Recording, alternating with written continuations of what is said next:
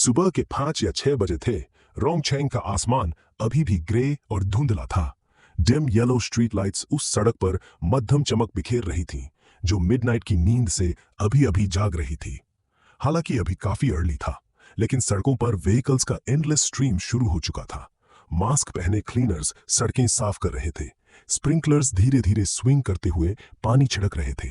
Sea food या vegetable से लदे ट्रक्स एक के बाद एक गुजर रहे थे, और रोड साइड ब्रेकफास्ट शॉप से तरह तरह की फ्रेश सुबह की फ्रेग्रेंसेस हवा में तैर रही थी। ये मैसिव सिटी किसी जायंट की तरह स्लीप से जाग रहा था, अपनी मसल्स और बोन्स को स्ट्रेच करके उठ रहा था। पार्क में मॉर्निंग एक्सरसाइजेस चल रहे थे।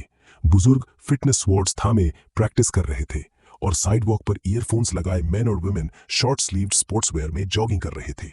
शूशा नॉर्थ डिस्ट्रिक्ट के एक रिमोट पार्क में डेंस बैम्बू फॉरेस्ट से हल्की सी रसलिंग साउंड आई। मैं यहाँ कैसे सो गया? एक फिगर वेट ग्रास से उठ खड़ा हुआ और अपना स्टिल डिजी हेड झटकने लगा। कॉल कूल मॉर्निंग ब्रीज उसके फेस पर लगी और शेन वुफेंग शिवर कर उठा। उसने नेक श्रिंक की और हैंड्स अपनी ट्राउजर पॉकेट्स में डाल लिए। आई, लगता है मुझे किसी ने नॉकड आउट कर दिया। ये वही गैंगस्टर होगा जिसके सामने रॉबरी का सामना हुआ। रोंगचेंग इतना इनसिक्योर कब से हो गया? कूल ब्रीज ने शेन वुफेंग को फुली वेकअप कर दिया, और उसने यस्टरडे की इवेंट्स रिकॉल की। कल उसने किन शियू को बाय कहा था, फिर घर से निकला और नियर बाय वेजिटेबल मार्केट से डिनर के लिए वेजीज बाय करने गया। एक स्मॉल एली से गुजरते हुए सडनली उसकी आईज डार्क हो गई और फिर कॉन्शियसनेस चला गया। मेरे बॉडी पर कुछ मिसिंग नहीं है। शेन वुफेंग ने चेक किया। सेलफोन और वॉलेट अभी भी पॉकेट्स में थे। वो थोड़ा कंफ्यूज्ड हो गया। इफ इट्स रॉबरी, तो गैंगस्टर ने मेरे थिंग्स क्यों नहीं छीने? क्या इसलिए क्योंकि मैंने रॉबरी का सामना किया? जैसे ही जे से रॉबरी एनकाउंटर का थॉट आया, शेन वुफेंग की बैक पर कोल्ड स्वेट की बौहारें आ गई। उसने क्विकली अपना बॉडी चेक किया।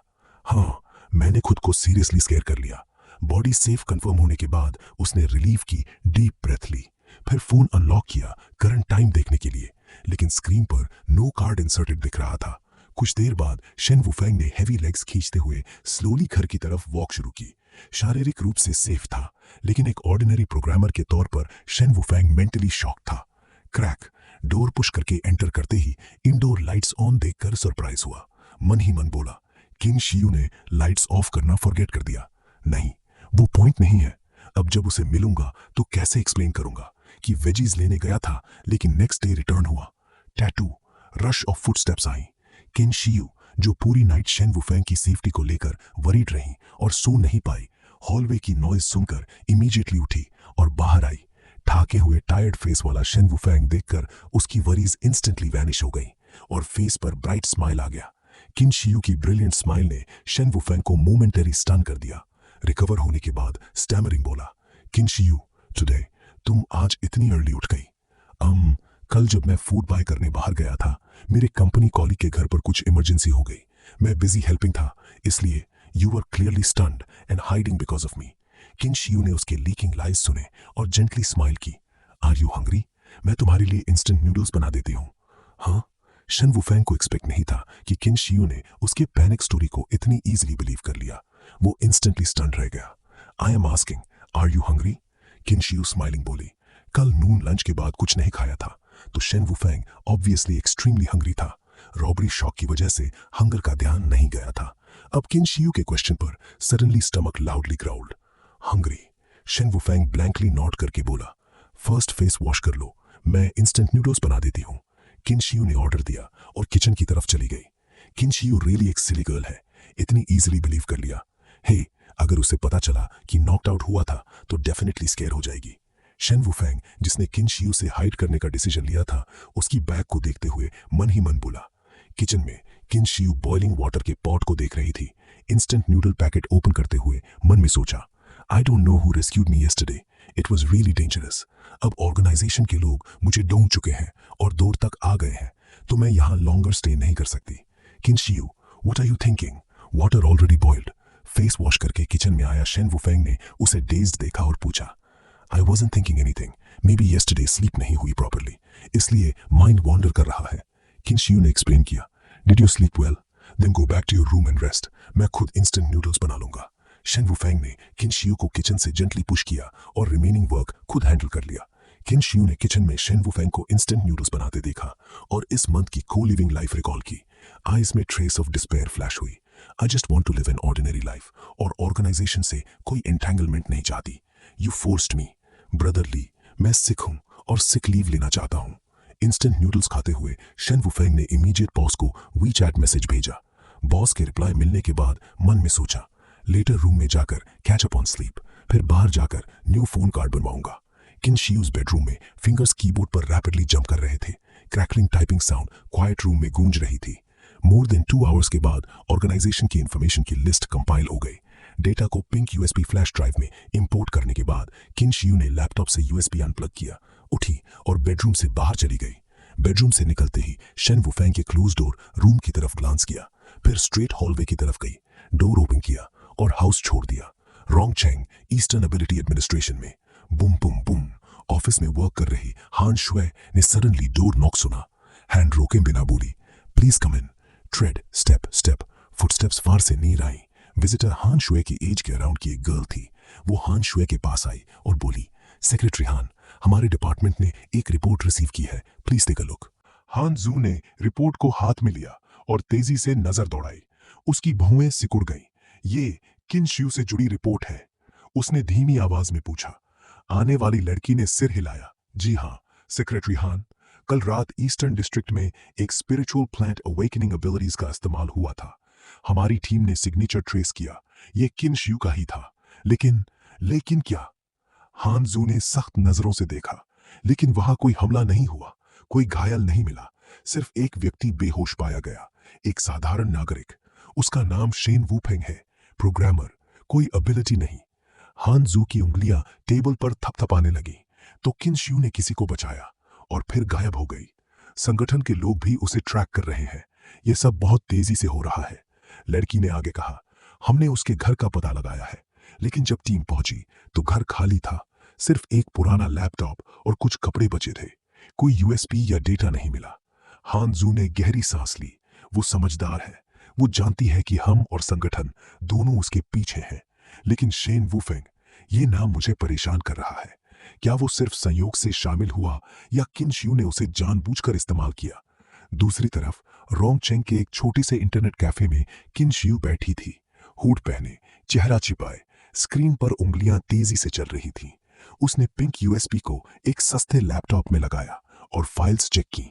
संगठन की पूरी लिस्ट, नाम, कोड नेम, एबिलिटीज, पिछले मिशन, सब कुछ यहां था। अब बस इसे सही जगह पहुंचाना है, उसने मन ही मन कहा। ईस्टर्न एबिलिटी एडमिनिस्ट्रेशन को या किसी ऐसे व्यक्ति को जो सच में मदद कर सके। उसकी आंखों में डर और दृढ़ता दोनों थे। शेन वुफेंग, मुझे उम्मीद है तुम सुरक्षित हो। मैंने तुम्हें इसमें नहीं घसीटना चाहा था। तभी कैफे का दरवाजा खुला। 2 आदमी अंदर आए, काले कोट, चेहरे पर मास्क। उनकी आंखें सीधे किन शियू की तरफ घूमी। किन शियू का दिल धक से रह गया। उसने जल्दी से यूएसबी निकाली, लैपटॉप बंद किया और कुर्सी से उठी। वे मिल गए। वो पीछे के दरवाजे की तरफ भागी। बाहर गली में बारिश शुरू हो चुकी थी। ठंडी बूंदें उसके चेहरे पर गिर रही थी। पीछे से तेज कदमों की आवाज आई, किन शियू, रुक जाओ। वो नहीं रुकी। स्पिरिचुअल प्लांट अवेकनिंग एबिलिटीज की हल्की सी चमक उसके हाथ में जागी। एक छोटा सा पौधा जो तेजी से बढ़कर रस्सी जैसा बन गया और पास की दीवार पर लिपट गया। वो उसकी मदद से छत पर चढ़ गई। मुझे भागना होगा, लेकिन कहां? उसकी सांसें तेज हो रही थीं। शहर की रोशनी नीचे चमक रही थी, लेकिन उसके लिए अब हर कोना खतरनाक लग रहा था। इसी बीच शेन वुफेंग अपने कमरे में लेटा था। नया सिम कार्ड लग चुका था। फोन चार्ज पर था। उसने आंखें बंद की, लेकिन नींद नहीं आ रही थी। किन शियू, वो कहां गई? सुबह से गायब है। क्या मेरे झूठ की वजह से डर गई? उसने फोन उठाया और मैसेज टाइप किया, किन शियू, तुम ठीक हो? घर आ जाओ, मैं इंतजार कर रहा हूं। सेंड बटन दबाया, लेकिन मैसेज डिलीवर नहीं हुआ। Network problem? नहीं। किन शियू का नंबर स्विच ऑफ था। शेन वुफेंग का दिल बैठ गया। कुछ गड़बड़ है। क्या मुझे तुम्हारे साथ जाना चाहिए? किन शियू ने पूछा। मैं अकेला जा सकता हूं। फ्रिज में तुमने अभी अभी खरीदा वाटरमेलन रखा है, निकाल कर खुद खा लेना। मैं पहले बाहर जा रहा हूं, शेन वुफेंग ने कहा। फिर उठा और घर से निकल गया। बूम। दरवाजा बंद करते ही शेन वुफेंग तेजी से दौड़ने लगा। साथ ही मोबाइल पर टैक्सी ऐप खोला। वो घर जैसा शांत बिल्कुल नहीं था, बहुत हरीड लग रहा था। कॉलोनी से बाहर निकलकर सड़क किनारे कुछ मिनट इंतजार किया, तब कार आई। कार में बैठते ही ड्राइवर को सिचुएशन ब्रीफली एक्सप्लेन की, फिर तेजी से पब स्ट्रीट की तरफ चल पड़े। जब शेन वूफेंग बार स्ट्रीट पहुंचा तो पहले से ही 10 बज चुके थे, लेकिन जगह अभी भी बहुत लाइवली थी। कलरफुल और लाइट पोल्यूटेड नाइट क्लब से डेफनिंग नॉइज गूंज रही थी। पहले जब कॉलीग उसे यहां ले जाता था तब कंज्यूमर प्लेजर का मूड होता था, लेकिन आज शेन वूफेंग बेहद एंग्शियस था, खासकर ड्रंक मैन और विमेन को देखकर। ऑकवर्ड और अगली ड्रंक लड़कियों को देखकर चेन पेपे की सेफ्टी की चिंता और बढ़ गई। रास्ते में कई सोलिसिटिंग वाइन होल्डर्स को रिजेक्ट करते हुए आखिरकार शेन वूफेंग उस बार पहुंचा जहां चेन पेपे की लोकेशन थी। भीड़, कलरफुल स्पॉटलाइट्स, डेफनिंग म्यूजिक और क्राउड्स ने शेन वूफेंग को बहुत अनकंफर्टेबल कर दिया। फिर भी वो रुकना नहीं, भीड़ को चीरते हुए आगे बढ़ा और चेन पेपे को ढूंढने लगा। समय बीतता गया, लेकिन चेन पेपे नहीं मिली। शेन वूफेंग का दिल धीरे धीरे ठंडा पड़ने लगा। आखिरकार लोकेशन 1 घंटे पुरानी थी, शायद चेन पेपे अब यहां नहीं है। मन में यही विचार आया तो पुलिस में रिपोर्ट करने का ख्याल आया। एक फीमेल कॉलेज स्टूडेंट कांटेक्ट नहीं हो रही, लास्ट मैसेज लोकेशन ही था। इसे मिसिंग केस मानकर हैंडल करना चाहिए ना, लेकिन इंटरनेट पर पढ़ा था कि डिसअपीयरेंस के लिए 24 घंटे से ज्यादा होने चाहिए, तब केस फाइल होता है। Mountain darkly vista. जब शेन वूफेंग हार मानकर पुलिस को बुलाने वाला था, तभी टॉयलेट के कोने में एक ड्रंक फिगर नजर आई। ब्राइट रेड ड्रेस, बार में भी बहुत आई कैचिंग थी। शेन वूफेंग को अच्छी तरह याद था कि स्कूल के दिन चेन पेपे ऐसी ही लॉन्ग रेड ड्रेस पहने थी और ये ड्रेस खुद उसके साथ खरीदी थी। क्रूकेड फिगर को देखा, हाथ दीवार पर टिकाकर स्लोली पेस कर रही थी। शेन वूफेंग को बहुत गुस्सा आया। मां के सामने प्रॉमिस किया था कि कॉलेज में वेल बिहेव्ड है, हार्ड स्टडी करती है, गुड चाइल्ड है, अब इतनी पीकर रिवॉर्ड दे रही है। क्या स्टूडेंट को ऐसा करना चाहिए? वो चेन पेपे को उठाने आगे बढ़ा, लेकिन तभी कुछ यंग पीपल उसके पास पहुंच गए। शेन वूफेंग ने भीड़ चीरकर तेजी से वहां पहुंचा। What are you doing? Shen Wufeng ने चेन पेपे का आर्म पकड़े बॉय को खींचकर अलग किया और उसे पीछे गार्ड कर लिया। कई बॉयज शेन वूफेंग को सडनली देखकर एक पल स्टन रह गए, लेकिन तुरंत रिएक्ट हुए और चिल्लाए, who the hell are you? Confrontation में वे शेन वूफेंग को पुश करने लगे। आर्म पकड़ने वाला बॉय सबसे एरोगेंट था, फ्लश्ड फेस पर वायलेंस भरी, एनी टाइम डेस्परेटली आने को तैयार। बाहर में क्राउड थी। टॉयलेट की तरफ देखते ही लाइवली सीन लगी और लोग इकट्ठा होने लगे। सब पी रखे थे, इसलिए स्क्रीमिंग, चीयरिंग, बूइंग हो रहा था। इससे पुशिंग करने वाले यंग पीपल और एक्साइटेड हो गए। शेन वूफेंग के रिट्रीट से उन्हें और कॉन्फिडेंस मिला। कलिजन के दौरान शेन वूफेंग सराउंडिंग्स ऑब्जर्व कर रहा था। सर्कल में मेलन ईटिंग क्राउड एक्साइटमेंट देखकर फ्राउन किया। स्कूल में थोड़ी फाइटिंग स्किल सीखी थी, लेकिन क्लियरली जानता था 1 on 4 नहीं कर सकता। पहली पुश पर काउंटर नहीं किया, इसके बजाय चेन पेपे को और टाइटली गार्ड किया। कॉर्नर्स ऑफ आइज से देखा कि सेफ वे से उसे ले जा सकता है या नहीं, लेकिन अब और ज्यादा लोग इकट्ठा हो गए। भागने का आइडिया पूरी तरह टूट गया। चूंकि भाग नहीं सकते तो सेकेंड वे से सॉल्व करते हैं। यंग पीपल ने सोचा शेन वूफेंग सॉफ्ट है। लाइटली लेते ही शेन वूफेंग ने सडनली लेग उठाकर फ्रंट वाले को हेवीली किक में ज्यादा स्ट्रेंथ नहीं था, लेकिन ओपोनेंट डिफेंसलेस था। वो 7-8 स्टेप्स पीछे गया और स्टमक पकड़कर ग्राउंड पर गिरकर हाउल्ड। शेन वूफेंग की किक ने बार का एटमॉस्फेयर पूरी तरह इग्नाइट कर दिया। चारों तरफ चीयरिंग और हाउलिंग। एक्साइटमेंट देखने वाले लोगों का क्राउड नहीं था बड़ा। शेन वूफेंग ने बोल्ड मूव किया। क्विकली एक को सॉल्व करके kill chickens and monkeys, knock the mountain and shake the tiger का इंटेंशन था, लेकिन ऑपोजिट पार्टी अल्कोहल और सराउंडिंग रोरिंग से और उत्तेजित हो गई। बिना सोचे फिस्ट्स लेकर रश कर आए। 2 fist hard to beat 4 hands वाली कहावत सही थी। ऑपोजिट पर 3 थे और शेन वूफेंग को चेन पेपे को प्रोटेक्ट करना था। मुश्किल हो गई। बूम! एक को किक मारते हुए शेन वूफेंग के फेस पर 2 सॉलिड ब्लोज लगे। 3 लोग इकट्ठा होकर शेन वूफेंग को स्मॉल सर्कल में स्क्वीज कर रहे थे। फीट मूव करना मुश्किल हो रहा था। तभी बार के सिक्योरिटी स्टाफ रश करके आए। 5-6 लोग, सब big and thick, black trousers और शर्ट्स में। ऑर्डिनरी क्लब मेंबर्स से बहुत डिफरेंट, प्रोफेशनल लग रहे थे। ये सिक्योरिटी पर्सनल खुद कुछ कल्टीवेशन स्किल्स रखते थे, बहुत स्ट्रांग नहीं, लेकिन ऑर्डिनरी पीपल से बेहतर। उन्होंने आसानी से शेन वूफेंग और ऑपोजिट तीनों को अलग किया, फिर स्किलफुली बोले, सर सॉरी, बाहर जाकर बात करें। लीडर का टोन पोलाइट था, लेकिन एटीट्यूड टफ। उन्होंने नॉइजी क्राउड में वे बनाई और प्लीज जेस्चर से शेन वूफेंग और दूसरों को बाहर जाने को कहा। शेन वूफेंग से फाइट करने वाले एंग्री थे, लेकिन स्ट्रॉन्ग सिक्योरिटी पर अटैक नहीं कर सके। गुस्से में रोड पर चल पड़े, शेन वूफेंग पीछे पीछे। ये शेन वूफेंग का सेकंड मेथड था। पहले कॉलीग्स के साथ बाहर आया था, जानता था कि कॉन्फ्लिक्ट होने पर सिक्योरिटी सीन पर आते हैं और डिस्टर्बेंस पार्टीज को प्लीज करके बाहर ले जाते हैं। अभी अभी हुई हंगामा चेन पेपे पर बिल्कुल असर नहीं कर पाया। उसके गाल अभी भी लाल थे, आंखें नशे से चूर और कदम लड़खड़ा रहे थे। अगर शेन वुफेंग उसे गोद में थामकर आगे न ले जाता तो वो एक कदम भी नहीं चल पाती। सिक्योरिटी पर्सनल के घेरे में शेन वुफेंग और बाकी लोग बार से बाहर निकले। बाहर आते ही सिक्योरिटी वाले उन्हें ध्यान नहीं दे रहे थे, बस दरवाजे पर लाइन में खड़े होकर उन्हें अंदर न आने देने की तैयारी में थे। तुम्हारा क्या? लटकाऊ ऊंचा। जब उन्हें लगा कि कोई आगे कार्रवाई नहीं हो रही तो शेन वुफेंग ने जिसे सबसे पहले किक मारा था वही सबसे खूंखार यंग मैन चिल्लाया, तू कौन साला है? जल्दी हाथ हटा, मेरे फ्रेंड को मत थाम। तुम्हारा फ्रेंड? शेन वुफेंग ने अपनी बाहों में बेहोश चेन पेपे को देखा, फिर सामने वाले को घूरा और बोला, क्या तुम्हें पता है इसका नाम क्या है?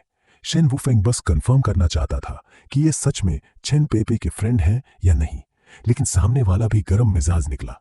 मुझे पता है या नहीं, तेरा क्या लेना? जल्दी छोड़। शेन वुफेंग ने इन 20 साल से कम उम्र के चेहरे पर शराब के निशान वाली यंग पीपल को एक नजर देखा। इनसे झगड़ा करने का मन नहीं था। उसने खुद को इंट्रोड्यूस किया, मैं इसका कजिन हूं। तुम लोग बताओ तुम कौन हो, वरना मैं पुलिस में रिपोर्ट कर दूंगा। शेन वुफेंग के कजिन होने की बात सुनकर उनके चेहरे बदल गए, लेकिन फिर भी जिद्दी बनकर बोले, तू कह रहा है तो क्या? मैं भी कहता हूं मैं तेरा बाप हूं। वांग माओ यूथ ने फायदा उठाया, लेकिन शेन वुफेंग ने गुस्से को दबाया और शांत रहा। फिर जेब से वॉलेट निकाला, उसमें रखी फैमिली फोटो सामने दिखाई ताकि वे अच्छे से देख लें, फिर वापस रखी। उसके बाद फोन निकाला और बोला, अब बताओ तुम लोग किस स्कूल से हो, वरना मैं रिपोर्ट कर दूंगा। स्क्रीन पर पब्लिक सिक्योरिटी ब्यूरो का नंबर डायल करते देख यंग पीपल घबरा गए और पैनिक में बोले, कजिन मत करो, हम चेन पेपे के हाई स्कूल क्लासमेट्स हैं, कोई बैड गाय नहीं। Who is your cousin? मेरे रिश्तेदार मत बनो। तुम कह रहे हो हाई स्कूल क्लासमेट्स हो तो क्या? मैं भी कहता हूं मैं तुम्हारा दादा हूं। शेन वुफेंग ने बीच में काटा। अब यंग पीपल को यकीन हो गया कि शेन वुफेंग सच में चेन पेपे का कजिन है। अब वे पहले जैसे सिर नहीं फोड़ रहे थे। गाल खुजलाते हुए बोले, ये तो चेन पेपे से पूछ लो। चेन पेपे? चेन पेपे? शेन वुफेंग ने अपनी बाहों में उसे 2 बार हिलाया, लेकिन चेन पेपे ने सिर्फ एक बार मुश्किल से आंखें खोली, शेन वुफेंग की तरफ मुस्कुराई और फिर बंद कर ली। छोड़ो, सिक्योरिटी को ही हैंडल करने दो, शेन वुफेंग बोला। चेन पेपे के अनरिस्पॉन्सिव देखकर सामने वालों का कॉन्फिडेंस टूट गया। शेन वुफेंग की बात सुनकर और घबरा गए। एक डरपोक ने कुछ कदम पीछे लिए और बोला, कजिन हमारे स्कूल में कर्फ्यू है, मुझे जल्दी वापस जाना है। बस इतना कहकर वो भाग गया, पलक झपकते गायब। पहला भागा तो बाकी की हिम्मत भी टूटी। वे भी 2-4 बहाने बनाकर एक एक करके गायब हो गए। सब भाग जाने के बाद शेन वुफेंग ने राहत की सांस ली और अपनी बाहों में लाल गाल वाली चेन पेपे को देखा। चलो घर चलते हैं। शेन वुफेंग ने उसे गोद में उठाया और टैक्सी स्टैंड की तरफ बढ़ा, लेकिन वहां बहुत भीड़ थी, लाइन में थोड़ा इंतजार करना पड़ा। कजिन तुम यहां हो? चेन पेपे ने अचानक आंखें खोली, बुदबुदाई और फिर बंद कर ली। ये लड़की भी ना? शेन वुफेंग ने हेल्पलेसली सिर हिलाया। थोड़ी देर बाद उनकी बारी आई। शेन वुफेंग ने डेड फिश जैसी चेन पेपे को टैक्सी में बिठाया। ड्राइवर ने चेन पेपे को पूरी तरह बेहोश देखकर शेन वुफेंग को बैड पर्सन समझा और साइड से पूछताछ शुरू कर दी कि दोनों का क्या रिश्ता है। शेन वुफेंग थोड़ा हेल्पलेस हुआ, लेकिन पेशेंटली ड्राइवर को दोनों की आइडेंटिटी और पूरी घटना ब्रीफली बताई। ड्राइवर अब रिलीव्ड हुआ, अब उसे चोर की तरह नहीं दिख रहा था। फिर ड्राइवर भाई ने रास्ते भर शेन वुफेंग से गप्पे मारनी शुरू कर दी। आजकल के बच्चे कितने मुश्किल है, मेरी बेटी कितनी रिबेलियस है वगैरह। शेन वुफेंग जो थक कर चूर था और आराम करना चाहता था, बहुत हेल्पलेस महसूस कर रहा था। ड्राइवर बहुत बातूनी था। कम्युनिटी गेट पर पहुंचते पहुंचते शेन वुफेंग को लिटिल ब्रदर कहने लगा। बहुत फेमिलियर हो गया। भावनाएं अलग, लेकिन ड्राइवर ने आखिर में 20 रुपए एक्स्ट्रा काट लिए। थकेला शेन वुफेंग बस जल्दी घर पहुंचना चाहता था, इसलिए ज्यादा बहस नहीं की। 2 शिकायतें की, फिर भी पेमेंट कर दिया। जब शेन वुफेंग चेन पेपे को गोद में लेकर रेंटेड हाउस के दरवाजे पर पहुंचा तो अंदर लाइट्स जलती मिली। दरवाजा खोलते ही मूवमेंट सुनकर किंग शियू ने बेडरूम डोर खोला और बाहर आई। इतनी रात हो गई, तुम सोई नहीं? शेन वुफेंग ने सरप्राइज से पूछा। अभी नींद नहीं आ रही, किंग शियू बोली। फिर शेन वुफेंग की बाहों में चेन पेपे को क्यूरियसली देखकर पूछा, ये तुम्हारी कजिन है? शेन वुफेंग ने सिर हिलाया। वो ठीक है, किंग शियू बोली। ठीक है, लेकिन बहुत ज्यादा ड्रंक है, शेन वुफेंग ने सिर हिलाकर गुस्से से कहा। फिर चेन पेपे को गोद में लेकर बेडरूम में ले गया। बेड पर पहुंचते ही बिना किसी पिटी के उसे बेड पर फेंक दिया। चेन पेपे बेड पर गिरते ही कराह उठी, फिर करवट ली, क्विल्ट को साइडवेज पकड़कर राइट लेग कमर तक सिकोड़ ली और क्विल्ट को गोद में थामकर बहुत इनएलिगेंटली सो गई। शेन वुफेंग ने उसे आराम से सोते देखा और कोल्ड स्नोट के साथ बुदबुदाया, स्मेली गर्ल, कल सुबह उठेगी तो हिसाब चुकता करूंगा। शेन वुफेंग की रिजेंटमेंट बातें पीछे खड़ी किन शियू ने सुन ली। वो मुस्कुराई और मन में सोचा, शेन वुफेंग और उसकी कजिन का रिश्ता बहुत अच्छा है। बार में फेस पर 2 पंचेस लगे थे, अब उन्हें ट्रीट करना था। शेन वुफेंग अपने रूम से बाहर निकला। बाथरूम में मिरर में अपना फेस देखा। माउथ के कोने और आंखों के नीचे क्लियर ब्रूजेस थे। कॉलेज में थोड़ी फाइटिंग प्रैक्टिस की थी, लेकिन अच्छा फाइटर नहीं था। बार में ओपोनेंट को 4 बार मारा लग रहा था, लेकिन एक्चुअली खुद कई बार हिट्स खाए थे। हिस, शेन वुफेंग ने कॉटन स्वाब से टच किया और दर्द से दांत पीसे। डैम, वो बास्टर्ड्स आसान नहीं थे। फेस की वूंड ट्रीट करने के बाद शर्ट उतारी और आर्म्स तथा रिब्स पर लगे ब्रूजेस पर सैफ्लोर ऑयल लगा लिया। जब शेन वुफेंग बाथरूम से बाहर आया तो चिन शियू को दरवाजे पर खड़े देखा। क्या हुआ? शेन वुफेंग ने अजीब से पूछा, जब उसे लगा कि चिन शियू दरवाजे पर उसका इंतजार कर रही है। चिन शियू ने हाथ में छोटी सी बॉटल वाउंड मेडिसिन की थमाई और बोली, शेन वुफेंग, कल तुम्हें ऑफिस जाना है। चेहरे पर इंजरी लेकर काम पर जाना अच्छा नहीं लगेगा।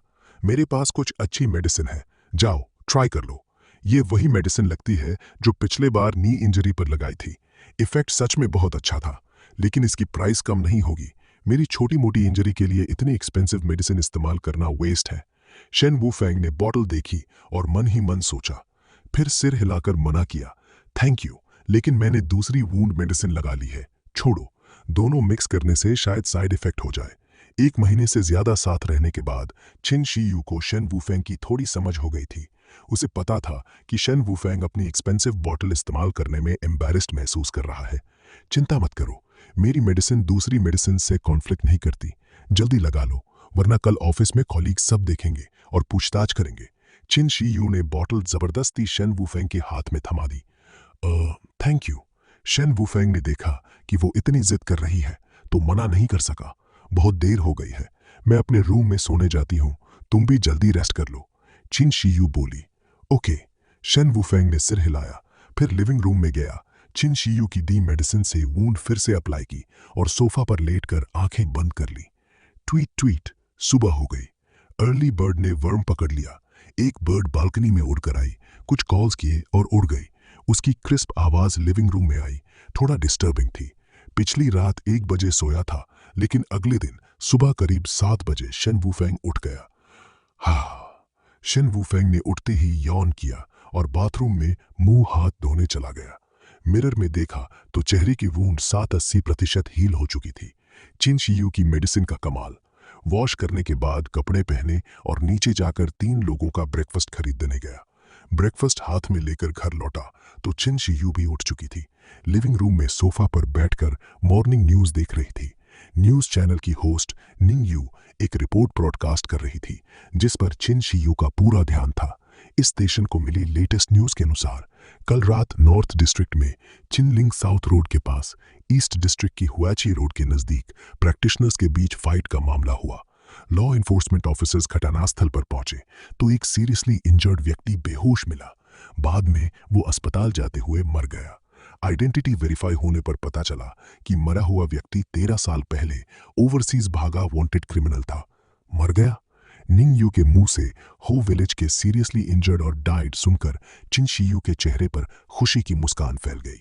ये वांटेड क्रिमिनल 10 साल से ज्यादा भागता रहा, लेकिन आखिरकार मर गया।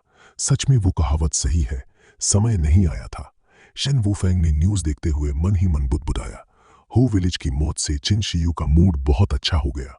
वो मुस्कुराकर शेन वुफेंग से बोली, शेन वुफेंग, तुम मेरे लिए ब्रेकफास्ट लाए हो? यस।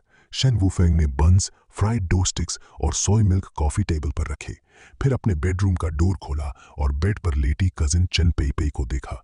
वो पीसफुली सो रही थी, जागने के कोई साइंस नहीं। शेन वुफेंग को ड्रंकन एक्सपीरियंस था।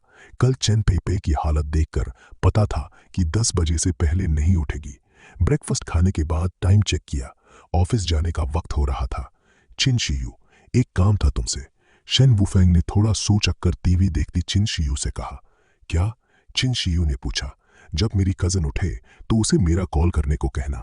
शेन वुफेंग बोला। Okay good. चिन शियू ने सिर हिलाकर हामी भरी। चिन शियू को बात फैलाने का काम सौंपकर शेन वुफेंग ऑफिस के लिए निकल गया। क्रैक। सुबह 9:95 बजे शन वुफेंग ऑफिस गए। 1 घंटे से ज्यादा बाद चेन पेपे चिकन नेस्ट जैसी बालों वाली बाहर निकली। लिविंग रूम में सोफा पर टीवी सीरीज देखती चिन शियू ने उसे देखते ही खड़े होकर मुस्कुरा कर कहा, तुम जाग गई, सिर बहुत दर्द कर रहा है। चेन पेपे ने एक हाथ से दीवार टिकी, दूसरे से टेम्पल्स रगड़े। चिन शियू दौड़ कर आई और उसका सपोर्ट किया। चेहरा दया से सिकुड़ गया। चेन पेपे सोफा पर बैठ गई तो चिन शियू ने टेबल पर रखा मिल्क उठाकर थमाया। लो, मिल्क पी लो, बेहतर फील होगा। चेन पेपे ने मिल्क लिया और आधा पीकर होश में आई। हेलो, तुम कौन हो? कॉन्शियसनेस क्लियर होते ही चेन पेपे ने पूछा। मेरा नाम चिन शियू है, मैं तुम्हारे कजिन की रूममेट हूँ। चिन शियू ने खुद इंट्रोड्यूस किया। इतनी ब्यूटीफुल लड़की कजिन के साथ रेंट पर, स्ट्रेंज है। चेन पेपे ने सरप्राइज से कहा। तुम भूखी होगी, ब्रेकफास्ट खा लो। चिन शियू ने शेन वुफेंग का लाया ब्रेकफास्ट उसके सामने रख दिया। स्ट्रेंज, कल रात मैं कैसे वापस आई? चेन पेपे ने बन उठाते हुए बुदबुदाया। उसे वेगली याद था कि हाई स्कूल क्लासमेट्स के साथ पार्टी थी, फिर अल्कोहल से भर दिया गया। उसके बाद हेडेक के अलावा कुछ याद नहीं। तुम्हारे कजिन ने तुम्हें वापस लाया था, चिन शियू मुस्कुराकर बोली। चिन शियू की बात सुनकर चेन पेपे ने कल रात याद करने की कोशिश की, लेकिन जितना सोचा उतना सिर दर्द बढ़ा। तुम्हारे कजिन ने कल तुम्हें ढूंढने में बहुत मेहनत की, किसी से फाइट भी हुई और थोड़ी इंजरीज आई। चिन शियू बोली। हाँ? चेन पेपे एंग्शियस होकर बोली। फाइट? वो सीरियसली इंजर्ड तो नहीं? कुछ स्किन ट्रॉमास है, वूंड मेडिसिन लगाने से हील हो गए। चिन शियू ने कहा। हाँ। चेन पेपे ने राहत की सांस ली, लेकिन साथ ही बहुत गिल्टी फील किया। बाय द वे, एक बात बताना भूल गई। चिन शियू बोली। क्या? तुम्हारे कजिन ने कहा था कि जब तुम उठो तो इमीडिएटली उन्हें कॉल करना। चेन पेपे का चेहरा सख्त हो गया। डेलिकेट फेस पर बिटरनेस आई और मन ही मन बुदबुदाई। अब गया काम से, डांट पड़ेगी। सूरज तेज चमक रहा था, आसमान बिल्कुल साफ था और नीचे घना जंगल शांत था। पहले जैसी कोई गुस्सा या हलचल नहीं। ड्राइव पश्चिम से पूर्व की तरफ जंगल में कृत्रिम रूप से बनाई गई सड़क पर 10,000 की कैवलरी आर्मी तेजी से बढ़ रही थी। ये 10,000 की कैवलरी आर्मी यूचेंग से आई थी और लीडर एक पिग हेड जनरल था, 4th स्टेज के मिडिल स्टेज की स्ट्रेंथ वाला। पिगवुड, हमें डेस्टिनेशन तक पहुंचने में कितना समय लगेगा? 4th stage middle stage strength वाले पिग हेड जनरल तोसी ने पास बैठे पिजन एनवॉय जू मूजी से पूछा। जनरल जूची, अगर हम आधा घंटा और आगे बढ़ें तो डेस्टिनेशन पर पहुंच जाएंगे। जू मूजी ने जवाब दिया। रोर, सोल बर्ड टेरिटरी के उत्तरी हिस्से में एक ट्री पर आराम कर रहे स्ट्रेंज बीस्ट को दूर से आवाज सुनाई दी, नॉइजी और dense. Bang bang bang. 2 meter मोटी, 50 मीटर से ज्यादा लंबी जायंट पाइथन आगे बढ़ रही थी। रास्ते में ट्रीज तोड़ते हुए साफ फुटप्रिंट छोड़ रही थी। जायंट पाइथन के पीछे बहुत सारे स्ट्रेंज एनिमल्स थे। ये स्ट्रेंज बीस्ट काले जायंट हॉर्सेस थे, 5 मीटर से ऊंचे, फोरहेड पर एक हॉर्न, स्कारलेट आईज और 4 हूव्स के चारों ओर फ्लेम्स घूम रहे थे। इसके अलावा मसल नॉट्स वाली बड़ी रैट, डेंस रैट्स का ग्रुप, कई टेल्स वाली पर्पल फॉक्स जो ऑर्डिनरी हॉर्सेस जितनी बड़ी थीं, और डेंस फॉक्सेस का ग्रुप लीड कर रही थी। ये सब कुछ नहीं था। दोनों तरफ के वुड्स में अनगिनत अलग अलग स्ट्रेंज एनिमल्स थे।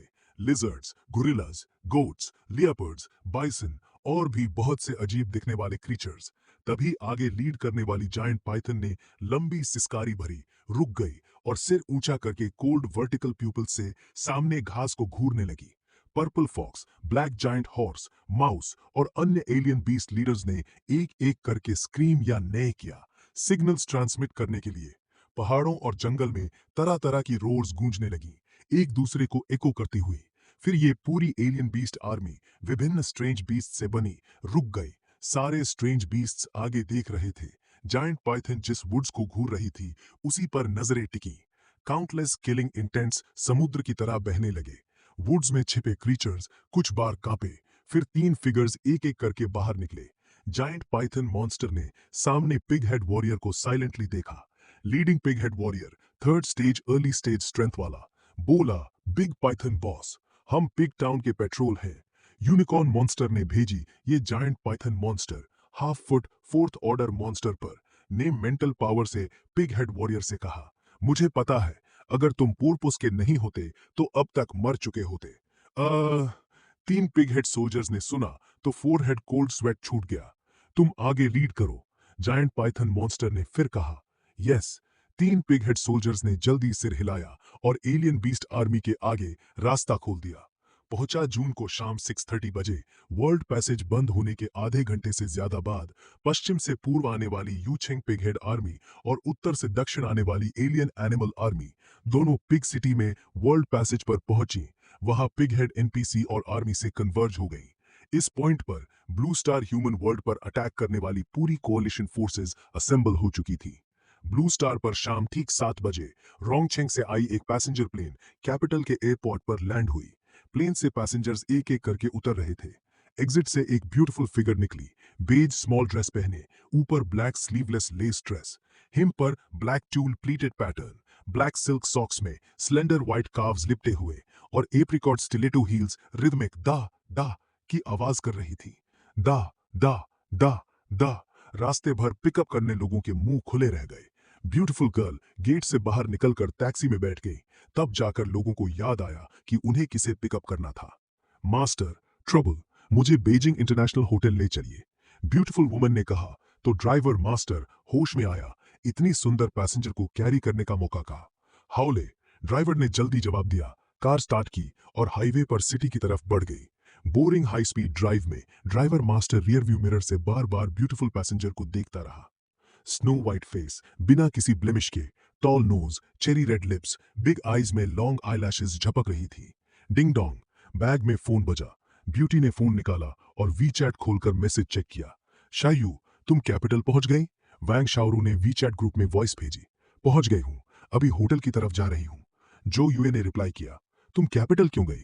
लिन फे ने पूछा, जो फर्स्ट टाउन में डॉर्मेट्री में एयर कंडीशनर चलाकर हॉट पॉट खा रहा था। क्योंकि मेरी कॉलेज क्लासमेट की कल शादी है, इसलिए बीजिंग आ गई हूं वेडिंग अटेंड करने। जो यूए ने लिन फे को एक्सप्लेन किया। ऐसा है, तुम उसकी ब्राइड्समेड तो नहीं बन रही? लिन फे ने पूछा। नो, जो यूए बोली। वेल, सोचा ही था। लिन फे बोला। क्या मतलब? लिन फे, तुम्हारा क्या मतलब है? कंफ्यूज कर दिया। जो यूए ने लिन फे की वॉइस पर रिप्लाई किया। कुछ नहीं, बस रिमाइंडर दे रहा हूं, कल क्लासमेट की वेडिंग में जाना है, तो बहुत ज्यादा ब्यूटीफुली ड्रेसअप मत करना। लिन फे बोला। जो यूए स्पीचलेस रह गई।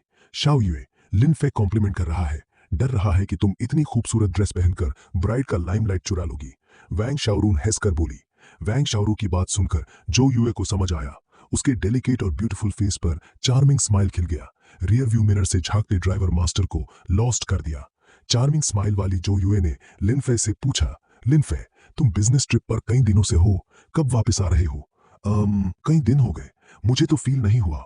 पिछले कुछ दिनों में जी शाओ चाओ और चेंग लिंग ने कुछ बार बुलाया था, लेकिन ज्यादातर डॉर्मेट्री में रहकर लिन फे को टाइम का पता नहीं चला। रोंगचेंग से तुम 9 तारीख को गए थे, आज 14 तारीख है, 5 दिन हो गए। वैंग शाओरू ने लिन फे को बताया।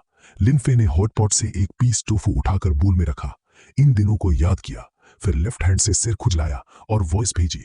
हे, इन दिनों बहुत बिजी था, टाइम ही भूल गया। इस बिजनेस ट्रिप का एंड कब होगा एग्जैक्ट नहीं पता, लेकिन लगता है ऑलमोस्ट ओवर है। लिन फे, जब तुम इस बिजनेस ट्रिप से वापस आओ तो हम तीनों मिलकर नेबरिंग कंट्रीज ट्रैवल करें। जो यूए ने सडनली प्रपोज किया। Neighbouring country travel? अचानक ये आइडिया क्यों आया? लिन फे ने मुंह में टोफू निगला और पूछा। जो यूए ने मुस्कुराते हुए कहा, कुछ समय पहले मेरे डिपार्टमेंट की एक कॉलीग वेकेशन पर गई थी। वो अपनी फ्रेंड के साथ सियम देश घूमने गई थी। वापस आने के बाद उसने बताया कि वो देश बहुत फन है, इसलिए जो यूए द्वारा मेंशन्ड सियम कंट्री अर्थ पर थाईलैंड है, लेकिन ब्लू स्टार पर इस देश का नाम अभी भी सियम ही है, रीनेम नहीं हुआ। सियम देश ट्रैवल करने की बात है तो मैं बिजनेस ट्रिप से वापस आने के बाद लॉन्ग टर्म प्लान डिस्कस कर लेंगे। लिन फे, जो अब्रॉड ट्रैवल ज्यादा पसंद नहीं करता, ने जो यूए के साथ पोस्टपोनमेंट स्ट्रेटजी अपनाई। जो यूए कौन है? इतने समय से सब एक दूसरे को जानते हैं। लिन फे ने जैसे ही ये कहा, जो यूए को तुरंत समझ आ गया कि लिन फे सियम ट्रैवल के खिलाफ है, लेकिन उसने तुरंत कुछ नहीं कहा।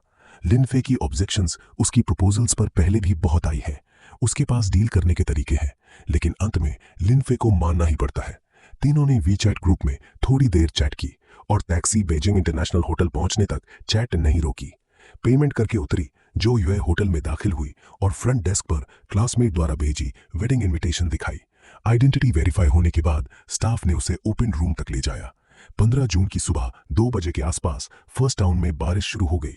पैट पैट की आवाज सुबह 6 बजे तक नहीं रुकी। बारिश रुकने के बाद मौसम जल्दी क्लियर हो गया।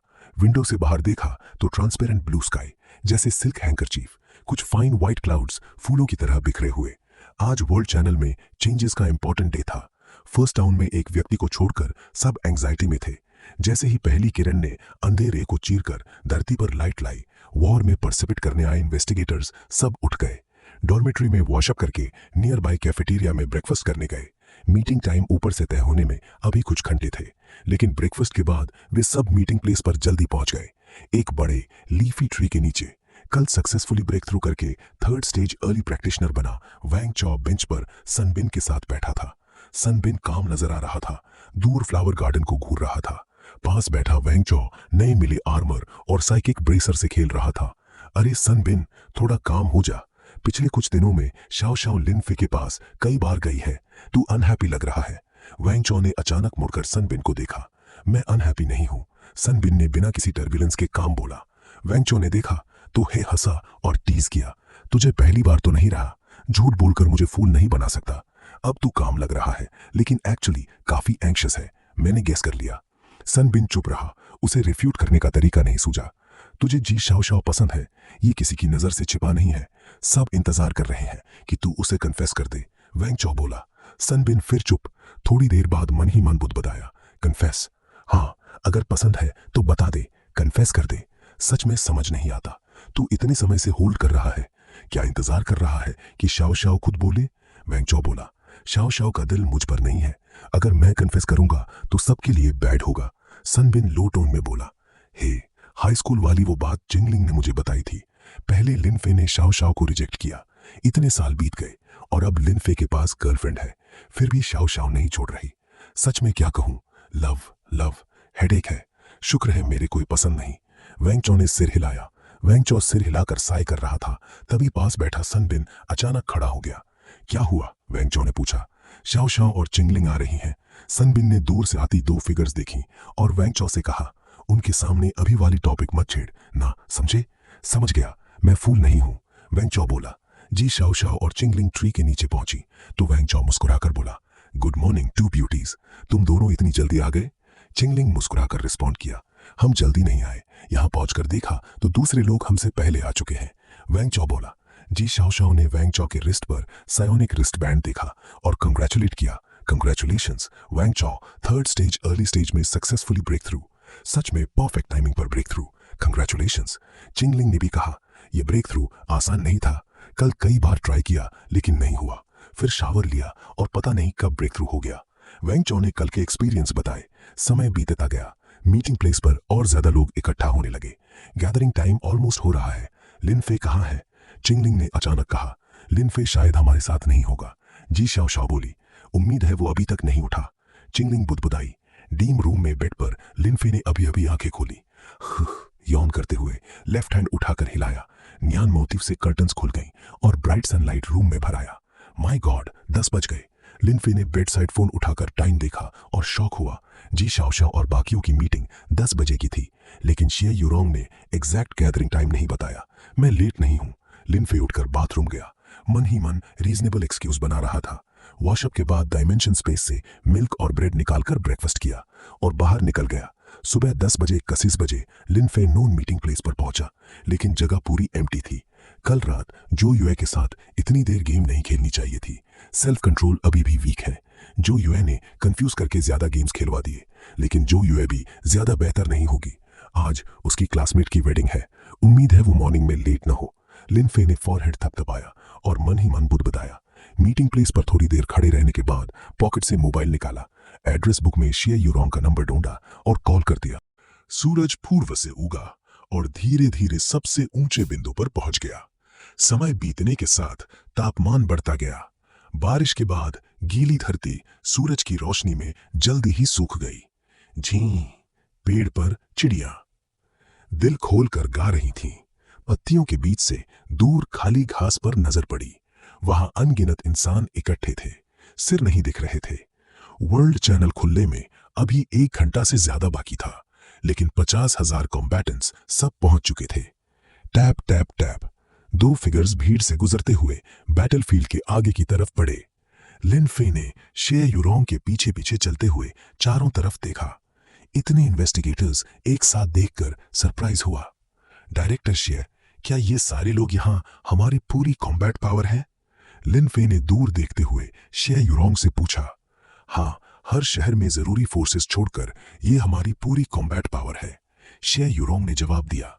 थोड़ी देर बाद लिन फे बैटलफील्ड के फ्रंट लाइन पर पहुंचा।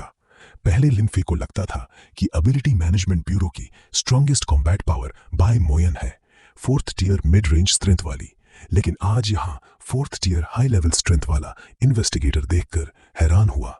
यह व्यक्ति चाओ किंग यांग, पूर्व डायरेक्टर, अब रिटायर्ड के उम्र के आसपास था, 7 से ज्यादा, लगभग 70 साल का, लेकिन बोन्स बहुत टफ लग रहे थे। लिन फे की परसेप्शन रेंज में ये ओल्ड मैन की ऑरा बहुत स्ट्रांग थी। 4th स्टेज हाई लेवल में साइकिक एनर्जी फ्लक्चुएशंस सबसे स्ट्रांग नहीं थी, लेकिन बाकी इन्वेस्टिगेटर्स की तुलना में ये एक्स्ट्राऑर्डिनरी एग्जिस्टेंस था।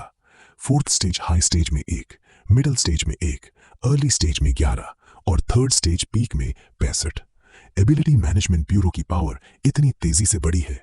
लिन फे ने मन ही मन अपनी कटिंग एज कॉम्बैट पावर गिनी। लाओ लू, ये वो यंग मैन लिन फे है जिसके बारे में मैं बता रहा था। बाय मोयन ने लू जो वर्तमान में पावर मैनेजमेंट ब्यूरो की फर्स्ट फोर्स से कहा, यंग एंड प्रॉमिसिंग, इस जनरेशन के यंग पीपल में सच में टैलेंट है। अगर इस बार ऑपोजिट साइड की इन्वेजन को थ्वार्ट कर पाए तो निकट भविष्य में स्पिरिचुअल वर्ल्ड पर काउंटर अटैक भी कर सकते हैं, लू जो बोला। सूरज और ऊंचा चढ़ता गया। जब समय धीरे धीरे दोपहर 12 बजे की तरफ बढ़ा तो लिन फे को छोड़कर सबके दिल धड़कने लगे। खाली ग्रासलैंड पर वर्ल्ड चैनल की जगह पर व्हाइट लाइट पार्टिकल्स एल्फ की तरह उड़ रही थी।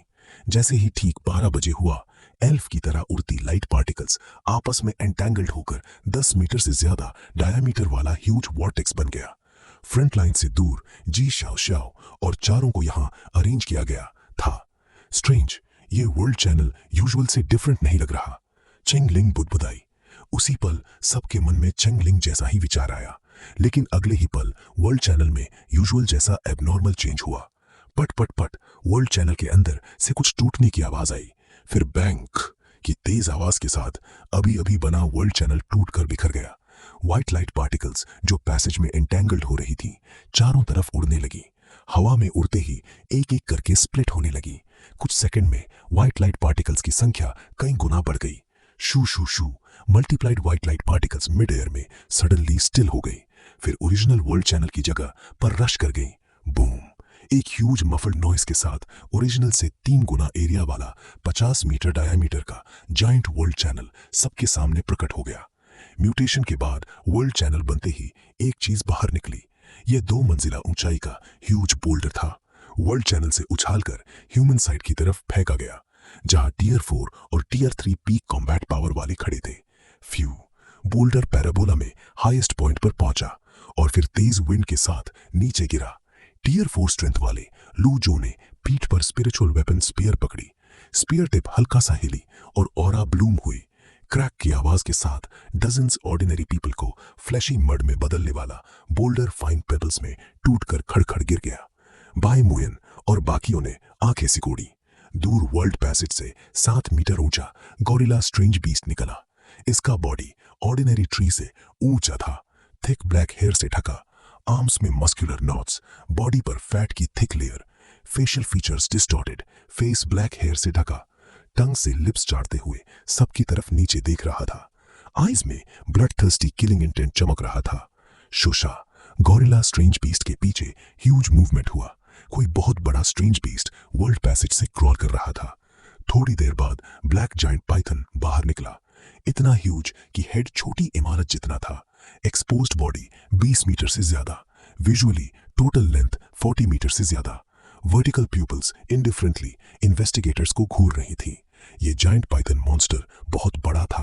अगर ऐसा बॉडी बैक रो में घुस गया तो 2nd टियर हाई स्टेज या पीक स्ट्रेंथ वाले इन्वेस्टिगेटर्स के लिए डिजास्टर होता।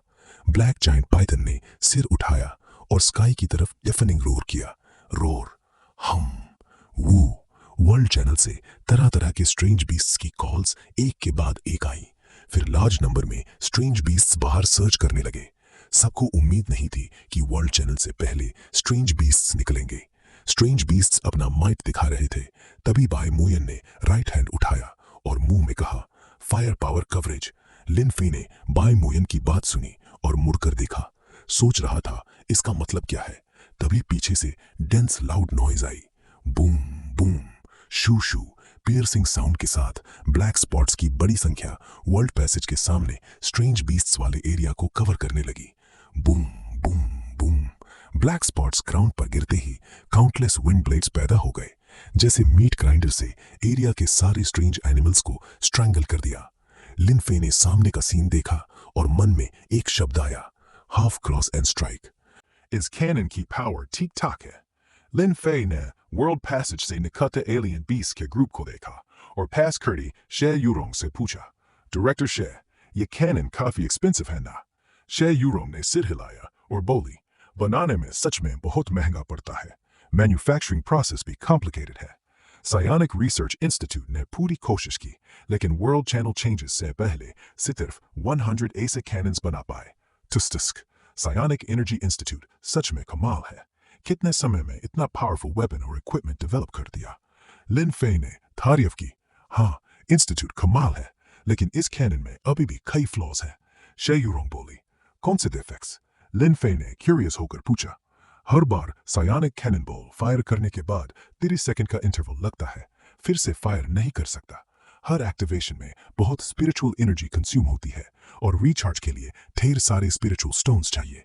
शे यूरोंग ने बताया। लिन फे और शे यूरोंग कैनन की बात कर ही रहे थे कि पीछे स्पिरिट वेपन कैनन रेजिमेंट को बाय मोयान से फिर शेलिंग इंस्ट्रक्शन मिली। स्पिरिट आर्टिलरी रेजिमेंट के कमांडर ने कूल डाउन टाइम कंफर्म किया और अपने आदमियों से ला सब पोजीशन में आ जाओ, सेकंड बम्बार्डमेंट के लिए रेडी, फायर। बम्बार्डमेंट ऑर्डर मिलते ही 6 मीटर लंबे बैरल वाले 100 साइकिक कैनन्स गनर ने साइकिक एनर्जी से एक्टिवेट किए। बैरल में ऑरा इंस्टेंटली ब्लूम हुई। एक के बाद एक लाउड नॉइज के साथ साइकिक कैनन बॉल्स इतनी स्पीड से निकली कि ऑर्डिनरी ह्यूमन आइज देख नहीं पाती। सीटी बजाती हुई वर्ल्ड चैनल के सामने टारगेट एरिया की तरफ गई। हिस, डैम, फिर आ गया। सब मेरे साथ रश करो, पीछे की आर्मी को ब्लॉक मत होने दो। ह्यूमन साइड की तरफ देखकर ब्लैक जायंट पाइथन मॉन्स्टर ने डिसाइसिव ऑर्डर दिया। रोर, हम्फ, वू। पिछले राउंड में स्पिरिट वेपन आर्टिलरी से बैप्टाइज्ड स्ट्रेंज बीस्ट रोर करते हुए लिन फे और उनके लोकेशन की तरफ रश करने लगे। Boom boom boom, psionic shells land हुई और वर्ल्ड पैसेज के सामने हजारों स्क्वायर मीटर एरिया में रेजिंग डिस्ट्रक्शन मचा दिया। आर्टिलरी फायर एरिया से निकलने में लेट होने वाले एलियन बीस्ट्स और वर्ल्ड चैनल से अभी अभी निकले पिग हेड ट्रूप्स स्ट्रॉन्गर वाले छोड़कर बाकी सब डेवस्टेटिंग ब्लो खा गए। Black giant Python alien beast के लीड में 53,500 से ज्यादा एलियन बीस्ट 2 राउंड शेलिंग के बाद लगभग 1/3 खो चुके। हिस, मेरे साथ किल करके पीछे पिग हेडेड आर्मी के लिए टाइम खरीदो। ब्लैक जायंट पाइथन ने स्नेक लेटर निकाला और मेंटल पावर से सबॉर्डिनेट्स को ऑर्डर दिया। स्पिरिचुअल वर्ल्ड की तरफ पिग हेड आर्मी ने ह्यूमन साइड की अटैक मेथड जानकर मार्चिंग स्पीड एक्सेलरेट कर दी। साथ ही एयर ट्रूप्स को वर्ल्ड चैनल से रश करने को भेजा, ऑपोजिट फायर पावर कंटेन करने और आर्मी पर प्रेशर कम करने के लिए। हिस, ब्लैक जायंट पाइथन मॉन्स्टर लिन फे और बाकियों से शार्प सोल्डर दूर था, तभी उसने अपनी एबिलिटी एक्टिवेट की। स्कारलेट स्नेक प्यूपल्स ग्लो हुई और सामने ग्राउंड सडनली कोलैप्स्ड और क्रैक हो गया। टर्बिड अंडरग्राउंड करंट बैंक के साथ सोयल तोड़कर बाहर निकला और स्काई की तरफ रश करके ह्यूज वाटर स्पाउट बना।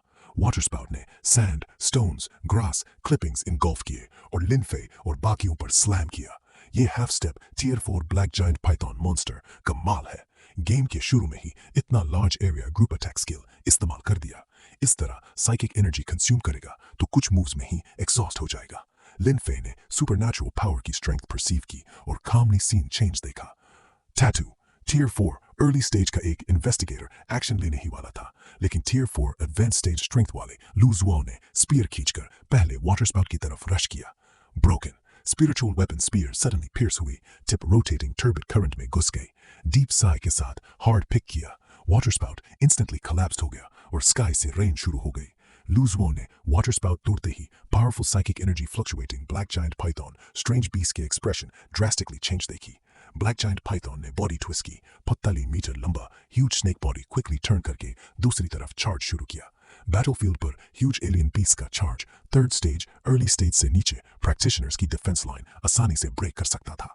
लूजवॉ ने हेजिटेट नहीं किया। स्पिरिचुअल वेपन स्पीयर खींचकर वाइल्ड रन की। चेस करते चेस में बॉडी रोटेट करके सिल्वर स्पीयर स्वीप किया। फ्यू, गन बैरल हल्का बेंड हुआ, स्क्रीम जैसी आवाज के साथ। Boom! Spiritual weapon spear black giant python monster पर लगी और फॉरवर्ड मूवमेंट रोक दिया।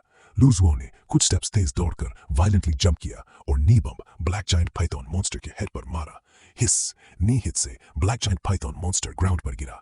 प्रोसेस में माउथ से वेनम स्प्रे किया काउंटर अटैक के लिए, लेकिन लूजवो ने एक अवॉइड किया। वेनम ग्राउंड पर गिरा तो सॉयल भी करोड़ हो गया। लूजवो ने हैंड में स्पिरिचुअल वेपन स्पीयर में साइकिक एनर्जी इंजेक्ट की, टर्न करके स्पीयर उठाई और टॉप से बॉटम तक ब्लैक जायंट पाइथन मॉन्स्टर पर बीट करना जारी रखा।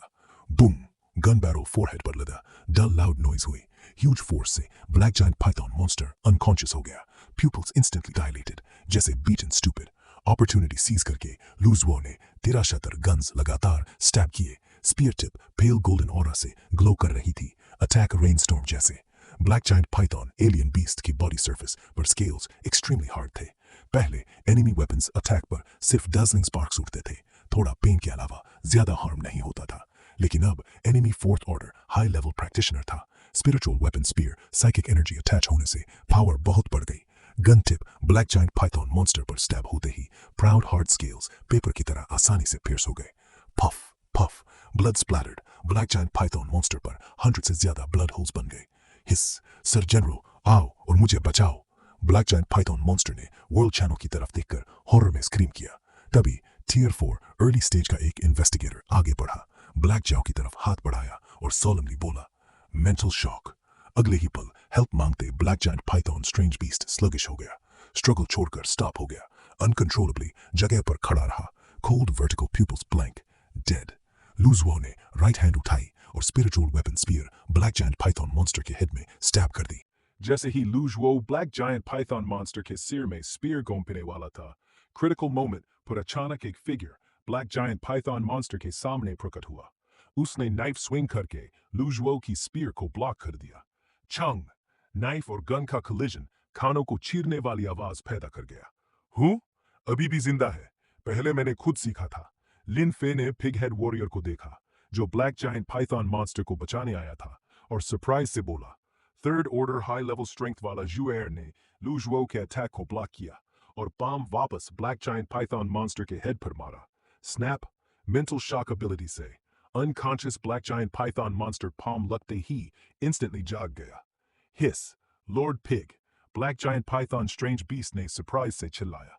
तुम रिट्रीट करो और सबॉर्डिनेट्स लेकर दूसरी जगह अटैक करो। जुएर ने लूजवो को स्क्विंट करके देखा और पीछे ब्लैक जायंट पाइथन मॉन्स्टर को ऑर्डर दिया।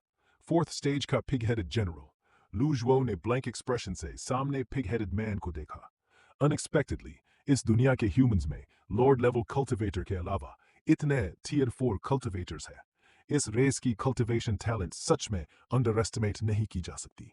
जुएर ने लूजवो और पीछे बाई मोयन आदि की साइकिक एनर्जी फ्लक्चुएशंस महसूस की और बहुत सरप्राइज्ड हुआ। हूँ? स्पिरिचुअल वर्ल्ड से ब्लू स्टार पर वर्ल्ड चैनल क्रॉस करके 9 और टियर 4 पिग हेड जनरल्स निकले। वे पिग के पास खड़े इंस्ट्रक्शंस का इंतजार कर रहे थे।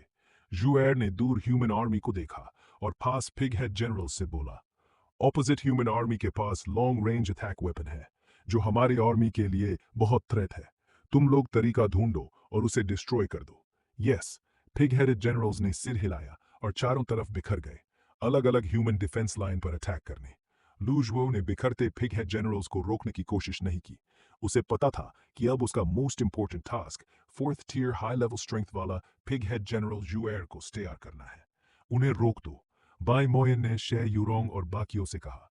फिर fourth stage mid stage strength वाले पिग हेडेड जनरल जूशान की तरफ रश किया। शे यूरोंग और बाकी डिस्पर्स्ड हो गए। हर किसी ने अपनी स्ट्रेंथ के इक्विवेलेंट पिग हेड जनरल को चेस किया। लिन फे ने पिग हेड जनरल सेंस किए और नेक पर रिंग वाला Yucheng pig head general juicy को लॉक किया। टियर 4 मिड लेवल स्ट्रेंथ वाला। लिन फे को छोड़कर फोर्थ स्टेज से ऊपर 3 प्रैक्टिशनर्स थे। हाई स्टेज में 1, मिडिल स्टेज में 1, अर्ली स्टेज में 11। पिग हेड साइड पर टियर 4 और ऊपर सिर्फ 10 पिग हेड वॉरियर्स दिखे। हाई स्टेज में 1, मिडिल स्टेज में 3, अर्ली स्टेज में 6।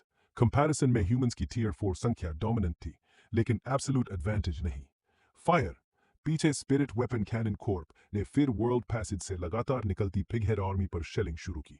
शू शू शू! सायोनिक कैनन बॉल्स रोर करती हुई लार्ज एरिया कवर करने लगी। Let go! Pig headed army के आर्चर रेजिमेंट ने हजारों एरोस छोड़े। ओरा ग्लो वाली एरोस की रेन कर्टन बन गई ऑनकमिंग शेल्स को ब्लॉक करने के लिए। बैंग बूम, सायोनिक कैनन बॉल और एरो रेन मिड एयर में कोलाइड हुए और ह्यूज एक्सप्लोजन हुए। एक्सप्लोजन आफ्टरमैथ ने एरो रेन की कर्टन में क्रैक पैदा किया। कुछ बाद वाली सायोनिक कैनन बॉल्स क्रैक से गुजरकर बाउंड्री क्रॉस करने वाली पिग हेड आर्मी पर अटैक कर गई। बूम, सेकेंड स्टेज अर्ली से मिडिल स्टेज के 100 से ज्यादा पिग हेड फाइटर्स सायोनिक शेल से मारे गए। चुन, सब मेरे साथ रश करो। Third order pig head soldier ने 1000 मैन टीम लीड करते हुए सबॉर्डिनेट्स को चिल्लाया। इस 1000 मैन टीम के निकलने के बाद वर्ल्ड चैनल से दूसरी मिलिट्री सर्विस दिखी। इस सर्विस के pig headed soldiers large bed crossbow push कर रहे थे। वे क्विकली डायरेक्शन एडजस्ट करके दूर ह्यूमन आर्मी पर एम किया। बेड क्रॉसबो की बो स्ट्रिंग दो पिग हेड वॉरियर्स ने खींची। बो स्ट्रिंग धीरे धीरे खींचने पर बेड क्रॉसबो स्केलेटन पर वियर्ड पैटर्न्स एक एक करके लिट अप हुए। पैटर्न से ऑरा वाटर की तरफ फ्लो करके 2 मीटर लंबे हैवी एरो पर कन्वर्ज हुई। बो स्ट्रिंग फुल होते ही सारी ऑरा हैवी एरोज पर कंडेंस्ड हो गई। 2 मीटर लंबे हैवी एरोज डैजलिंग लाइट से बर्स्ट हुए, जैसे प्योर लाइट से बने हो। बैंग बैंग बैंग, 2 मीटर लंबे हैवी एरोज रोर करते हुए स्ट्रीम्स ऑफ लाइट की तरह दूर ह्यूमन आर्मी पर शूट हुए। शील्ड, फ्रंट लाइन पर ह्यूमन आर्मी कम्बैटेंट्स ने इमीडिएटली 2 मीटर ऊंचे ब्लैक मेटल शील्ड्स उठाए। सायोनिक एनर्जी इंजेक्ट हुई, शील्ड्स एक्टिवेटेड हुए, गोल्डन लाइट ब्लूम्ड हुई। हर शील्ड से गोल्डन लाइट कनेक्ट होकर टेंस ऑफ मीटर्स ऊंची और थाउजेंड्स ऑफ मीटर्स लंबी लाइट वॉल बन गई। Boom boom boom, light wall बनने के कुछ सेकंड बाद पिग हेड क्रॉसबो एरोज पहुंचे और लाउड नॉइज के साथ लाइट पर लगे। दो high ranking fourth level experts ने टेंस ऑफ मीटर्स दूर से एक दूसरे को देखा। जुएर ने सलन स्माइल की, लूजवो ने स्लाइट डिस्डेन से रिस्पॉन्ड किया। शॉर्ट आई कांटेक्ट के बाद जुएर ने सडनली सिर झुकाया, आर्म्स शेक किए और वाइल्ड रन शुरू की। बूम बूम बूम, अर्थक्वेक जैसी ट्रेम्बलिंग हुई, अर्थ वेव उठी और जुएर ने टेंस ऑफ मीटर्स ऊंची अर्थ वॉल उठा दी। लूजवो ने साइकिक एनर्जी एक्सप्लोड की, पूरा बॉडी पेल गोल्डन ऑरा से कवर हो गया। बॉडी बिगर होने लगी, 2 मीटर, 5 मीटर, 10 मीटर। कुछ सेकंड में लूजवो 12 मीटर ऊंचा सायान जायंट बन गया।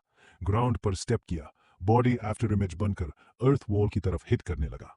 Let's release arrows, pig headed Archer general ने चिल्लाया और क्रॉसबोज फिर फायर हुए। Psychic energy blessed crossbow arrows की पावर अमेजिंग थी। शूट होते ही बर्निंग फायरबॉल्स बन गए, डैजलिंग मीटोराइट्स जैसे। डैजलिंग लाइट वाली हेवी एरोज और मीटोराइट्स जैसे फायरबॉल्स लगातार सायान जायंट लूजवो पर बम्बार्ड कर रहे थे। लूजवो third stage middle stage cultivator को इजीली किल करने वाले क्रॉसबो एरोज कैरी कर रहा था। हर रंबलिंग पर बॉडी ट्रेम्बल कर रही थी, लेकिन इवेड नहीं किया, बल्कि मूजुतो क्रॉसबो एरोज की बैप्टिज्म वेलकम की या स्पीयर स्विंग करके टेरेबल एरोज और मीटोराइट्स डिस्पर्स किए। अर्थ वॉल से 10 मीटर कम दूर पहुंचते ही लूजवो के नीज शार्पली सिंक्ड हुए। ग्राउंड कोलैप्स्ड हुआ, बॉडी लीन्ड और अर्थ वॉल पर हिट किया। स्ट्रॉन्ग विंड रोर हुआ। 10 मीटर ऊंचा सायान फिगर पे मो नेंग्यू की पावर के साथ जैसे माउंटेन क्रैश कर सकता हो। नहीं, सच में माउंटेन क्रैश कर सकता था। बूम, जुएर द्वारा बनाई टेंस ऑफ मीटर्स ऊंची अर्थ वॉल लूजवो से स्मैश हो गई।